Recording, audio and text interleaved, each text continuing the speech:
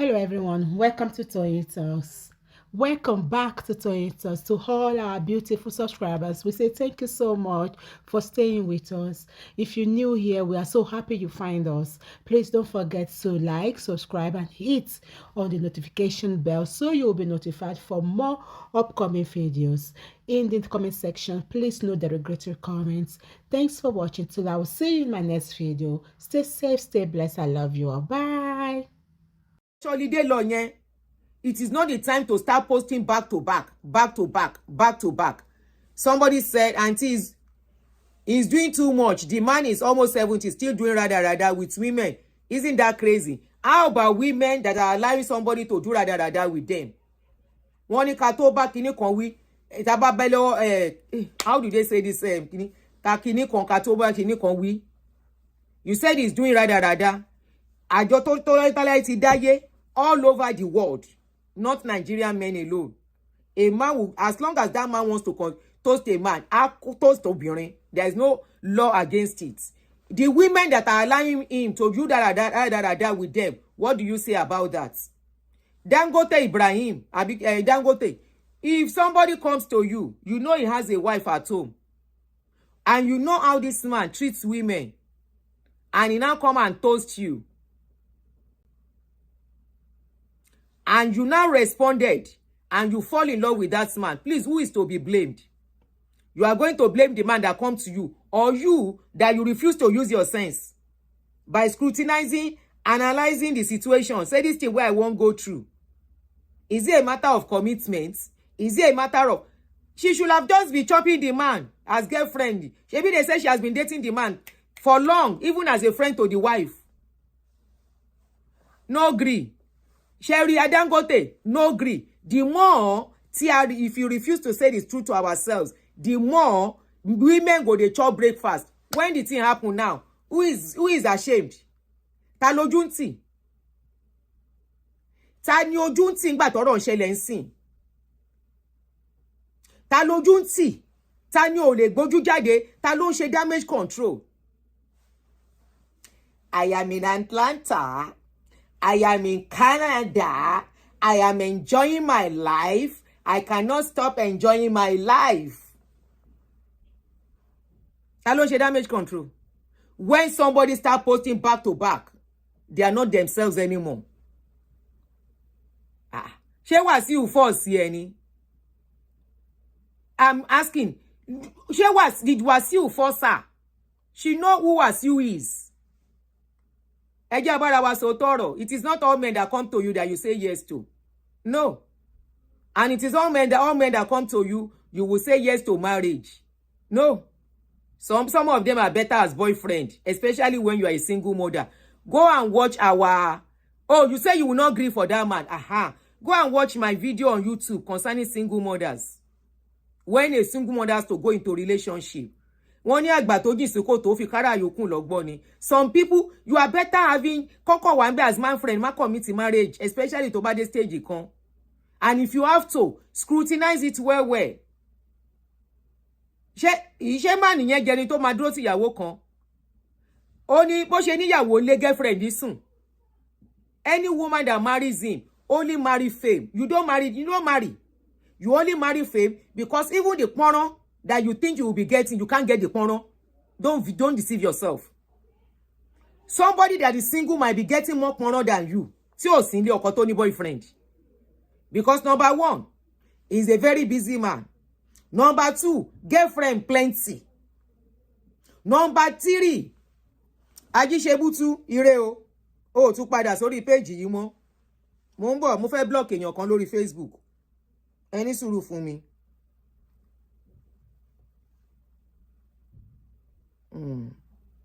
Ẹ ní sùúrù, mo fẹ́ block èèyàn kan, ẹ jọ̀ọ́. Bye.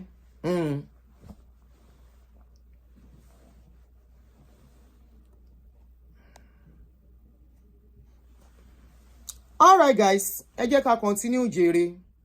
Mo jẹ́rìí yín amebo is your hobby. Nígbà tí mi bá ṣiṣẹ́ amebo kí ni mo tún fẹ́ ṣe? Ṣé bẹ́yìn lẹ get ara yín tẹ́ mọ̀ nǹkan tó yẹ kẹ́ ṣe.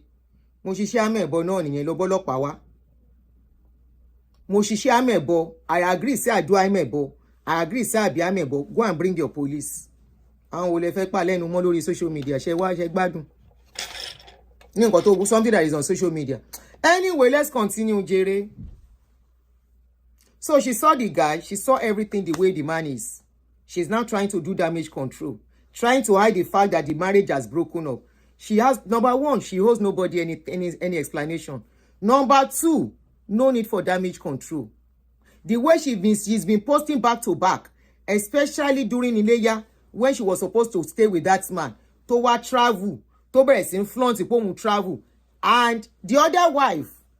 Remember, Titi is still there. Titi no see the attention of the man again. Titi is just using the children as cover up too. The man is not with Titi anymore, but the man self, they try to, Titi is trying to do like they are still together. She might have even agreed that this man, he know whether they no go marry again. But Titi wants to be sure, say, this lady, say, I no go marry this man. You self will not stay inside this house. Now, so Titi pack her children with their bags. Iléyá wọlé dé o, Iléyá wọlé dé. À ń lọ sí Ìjẹ̀bú o, nílùú tán ti fẹ́ ṣe Iléyá. Nílé ọmọ Ojúṣàgbọ́lá o, Iléyá wọlé dé. Now so she pack her children with their bags. Say Iléyá wọlé dé. She can't write per caption. My queen, the kinikan of the Ojúṣàgbọ́lá palace, the original owner of Ojúṣàgbọ́lá. She mark her territory. There was a post I posted sometimes that a blogger, and I'm sure that blogger will watch this video. Àwọn tó bára yín sọ̀rọ̀ tọ̀rọ̀ gẹ́gẹ́ bí obìnrin. Ẹ máa tanra yín. Ara nǹkan tóbìnrin mi torí wọ́n máa fi yí leléyìí. Irú nǹkan tó ṣẹlẹ̀ sí lady tí ò bá rí supporter orí eléyìí. Because before she will agree, so yeah, I want to marry you. This man must have sweet talker, must have cajola, must have said this and that. But she didn't take her time. She know who this man is. There are some men, don't say I do to them. You are better as single. Wàá jẹun ayọ̀. Wàá mu mi adọ́kan ẹ. Wàá gbé ẹsẹ̀ sókè nínú ilé ẹ. Couple with the fact that you have your money. Kí ló fẹ́ fi kún? You have your money tó fi ń ṣayé that you can use to get everything that you need. Wàá gbé ẹsẹ̀ sílẹ̀. Wàá gbẹ́sẹ̀ sókè, wàá enjoy ara ẹ. How many porn she dey see show? She dey see chop. How many times she dey date with the man? Some people wey no get man, wey no get ring, then they shop with better past person. Some of them wey say they are married. She enter the thing. Enter it, come they do pepper them. I said something on one of my shows. I write up. I said a woman, person wey get pikin for a man, it gets more old than person wey no get pikin for a man. Then says that blogger stylishly shaded me with that post. I said we go see as they go. I said now man wey him head no correct go take him old age play. I said any man wey him head correct, he will not take his old age play. Just like we women, we don't joke with our children. Any man wey can say because of one side chicken, because of one girlfriend, because of one new wife, you spoil the foundation where you don't build. We are forgetting that this man, in those days, he was not in the lives of the other children. That was when he was going up and down to make a name for himself. Now we women go still abuse men when no get money for hand. Now we go cause them say they no get money. Now we go cause them say they no be hardworking man. Now we go still vex say they married, they cannot take care of women. This man was not there for the other children. I learned he was taking his school fees and all the rest. They say he was trying. Somebody close that taught his children in school spoke with me. If the person is even my friend, I didn't even know. He said, one thing he likes about that man, the children are going to good school. I don't know which of the children. She said, at least the man they paid their children's school fees. It was not really in their lives. Now we can't marry another woman. He can't marry another woman. When most of the children where he had before, doesn't really have close relationship with them. He now marry another woman. That is the children he has close relationship with. These are children of his old age. These are children that will keep him happy when he cannot do kerewa again. These are the children that will hold his hands when maybe their mothers may not be around. They will have left him. These are the children that will say, Daddy, make decision on his life when he cannot make decision anymore. A time is coming, like I always say, most of us are on that stage. We are almost going towards that part where decision about our life will be determined by our children, our existence, our survival. This man was a hard-working man. He has made a name by himself, worked so hard to be who he is today. He can't marry somebody. You want to go and drag. When I said that thing, that was about 2 years ago. I said somebody, and it was their case I was using as case study then. I said somebody will get picking. If you go and marry such a man, you have to tread carefully. Make you know, it's either you will scatter that home and that man will lose at the end. Because at the end of the day, ìkàlàwa obìnrin, majority àwa obìnrin, ìkàniwá. We want our children close by, but we want a man to trade the love of his children for us. Torí pé kíni? At the end of the day, when the man cannot do anything again, when we think it's no more useful for us, we will pack our bag and baggages and lọ nìyẹn. Abi? Because our children are there to welcome us, to embrace us. If we can be doing that, kí wá ló ṣẹlẹ̀ tọkùnrin bá decide wípé is either you are there or you are not there. Kó wá decide wípé tó o bá lè ṣe jẹ́jẹ́ ní ilé kó tẹ̀ jẹ́jẹ́ bí n ṣe fẹ́ nǹkan mi nìyẹn. You know he has children. You know he has many wives. You know he has plenty children. Some of his children, you are even age mates. You went to go and enter the place. Apart from that, he's a socialite. You want to monitor him. Monitor him. Pé kí ló ṣẹlẹ̀. You want to be controlling him. He's not the type of man to be controlled. Oríru Wàsíù bẹ́ẹ̀ yẹn, o rò pé ó jẹ́ ẹni tó wà sọ pé kó jókòó, tó máa jókòó. No, such men no dey sit down. Now you go gentle if you want to remain in that house. For you to have decided with the way he is, with the type of person he is, to sit down inside his house, you are the one that will be gentle. For so far you have agreed to go and marry him.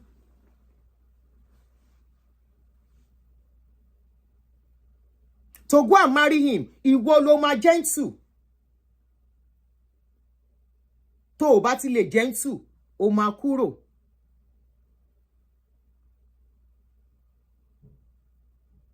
How much less?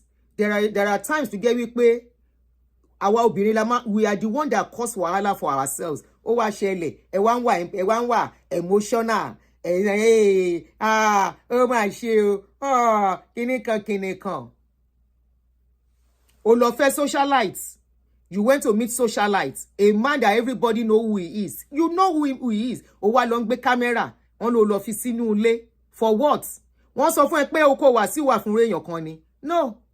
It's kind of mind. There's something is not for one man. It's for one woman.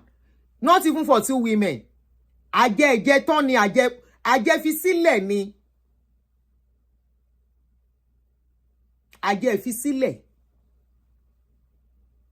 Wàá farabalẹ̀ tó bá mọ̀ kó fẹ́ jókòó síbẹ̀. Tí ò bá dẹ̀ tẹ́ lọ́rùn, honestly, nobody should stay where there is pain. Kò tẹ́ lọ́rùn, move out. It's okay. You are the one that woman ló wá expose nǹkan tó ṣẹlẹ̀. She was the one that exposed everything. Why would she choose to post picture outside her husband's house the day of Iléyá? Òun gangan ló yẹ ká ganu sọ̀rọ̀. Your husband is celebrating, wọ́n ganu sọ̀rọ̀ yín. You are in the public eye, wọ́n ganu sí. Why did you decide to post picture, video outside his territory on the day you are supposed to be by his side? Oh Lord, people are being empathetic. They are being sympathetic. O ṣáà ti fáwọn ọkùnrin kan tán tẹ́lẹ̀ rí. Why is that woman cursing Wàsíù? Why? You are cursing Wàsíù wípé Ropo does not know who Wàsíù was. You are cursing Wàsíù wípé Wàsíù lù pa. You are cursing Wàsíù wípé Wàsíù ó ba yé ẹ̀jẹ̀ or what? Kò ba yé ẹ̀jẹ̀. Ìjọ́ wo ni relationship bá end tó ba yé èèyàn jẹ́ rí? Àìmọye breakfast táwa yìí gan ti jẹ rí. Àìmọye pọ́nrán tó máa bọ́ mọ́bìnrin lọ́wọ́, no be today. Èyí ó máa ṣe kò ṣe náà nìyẹn kó ní kálukú máa lọ. It's not today. when dem born man, dem no write any woman something on top of the kporon. The same way when dem born woman, dem no write any man something on the woman something. And I will never forget, they always tell me, elderly people in those days, when those elders they talk, me I dey always listen. I can never forget. Wọ́n ní wípé ayé ọkùnrin ibi yìí ni, it's good to love and everything, but don't love that your head will not correct, your head will not work. Every red flag, every sign, everything was there for you to see. Ẹnu àwọn ìyá yẹn náà ni mo ti gbọ́. It's from those our mothers of those days. We go think say those mothers no dey talk. Then they sabi talk raw talk. Ìkànnù àwọn ìyá yẹn, he used to say oró oko bí oró ejò. I was wondering, I say oró oko bí oró ejò báwo. Now when I hold, I understand. They say man something na poison. If you go enjoy am too much, you no use your sense. By the time dem comot am, if it affect you. If you no use your sense. No be today, man and woman dey fight, dey leave each other. Why are you cursing the man? Na it be my own question. Kí lẹ ń ṣépè funfun? Kí ló ṣe téèyàn kan ò ṣe rí? Now going forward, as that woman come out, curse Brother Wasiu. After you dey call somebody, say ẹ̀gbọ́n mi Brother Wasiu. Ẹ̀gbọ́n mi Brother Wasiu. I say look at this woman. Irú àbòsí wo lélẹ̀? Ẹ ń ṣépè fún yẹn, ẹ dẹ̀ ń pè ní tọmọtọmọ stylishly. Ẹ dẹ̀ ń ṣépè fún tọmọtọmọ. Ṣé àwọn ọmọ ẹ̀ náà ṣẹ̀ ni? Àwọn ọmọ ẹ̀ náà fẹ́ rọ́pò ni? Tẹ́ fi mú ọmọ, tẹ́ ń fi ọmọ ṣépè fún. Àwọn ọ̀yà tó ti fẹ́ tipẹ́, they self chop breakfast. Wọ́n gba kámú ni now. Wọ́n dẹ̀ concentrate. Ìmí inú wọn has even married. Gẹ́mi láti remarry. Àwọn yòókù náà wọ́n ń dó wọn. Àbọ̀ máa sọ pé ọ̀dọ́ àwọn ibi tán wà ní. Wọ́n ń jẹ pọ́nrán, they are chopping pọ́nrán where they are now. Abi, since Wasiu, even some of them, when Wasiu never leave them, if Wasiu do talk go, then they do. So what are we saying? Many of them are doing codedly. Why are you cursing the man? Lórí pé kò ṣe mọ́, ó máa ṣe. To the extent you now pack innocent children, using them pa àwọn ọmọ àjẹ nínú ẹ̀, nǹkan tó ṣe àwọn ọmọ àbá, kò sí nǹkan táwọn ọmọ ẹ̀ bá fẹ́ bá. Àti ṣoríire ọmọ, ọwọ́ ọmọ ló wà. Wọ́n á ṣoríire, wọ́n á yàn, wọ́n á yanjú. Wọ́n á dẹ̀ tún dùn nínú. Wọ́n á dùn Wàsíù nínú torí ó tọ́jú ó jìyà fáwọn ọmọ ẹ̀ níwọ̀nba tó lè ṣe.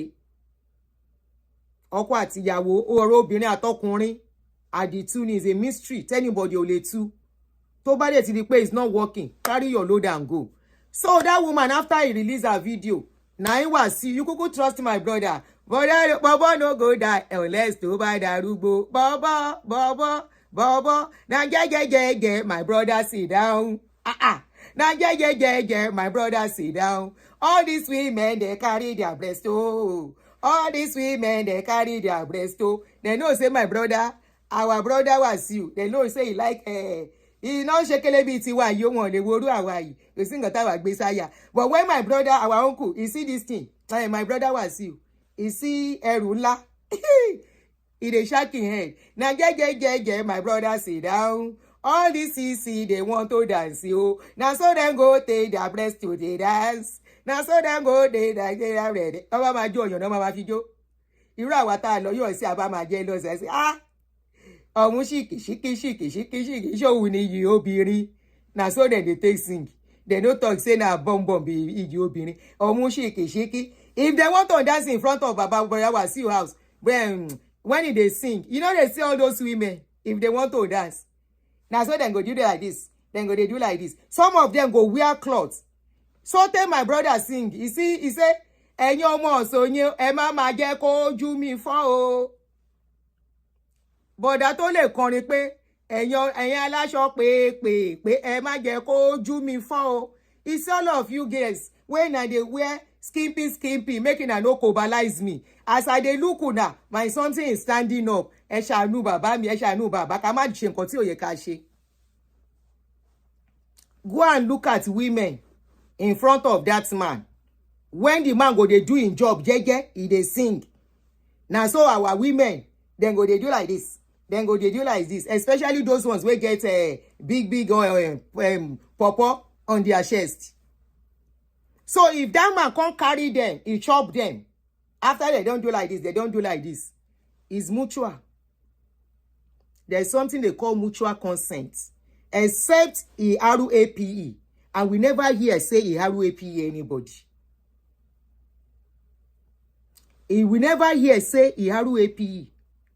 The women, they do like this. Then they give them. Say, I dey available. I am available. You know they see me.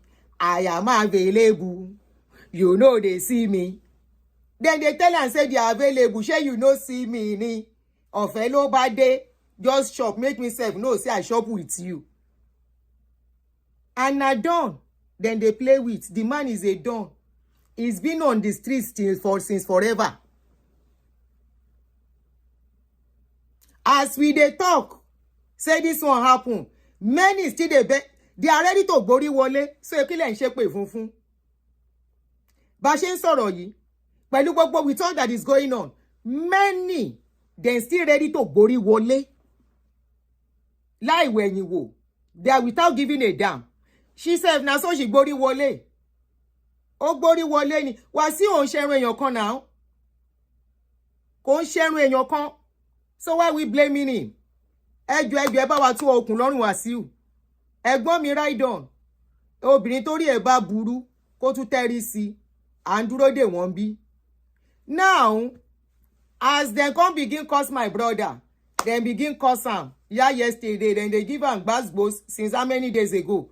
Na so our brother don release song. You know, they say he like song. He sing, I can't just stop shop breakfast. He sing I will give Eleba yellow. He shop breakfast. He go still sing another song for another person.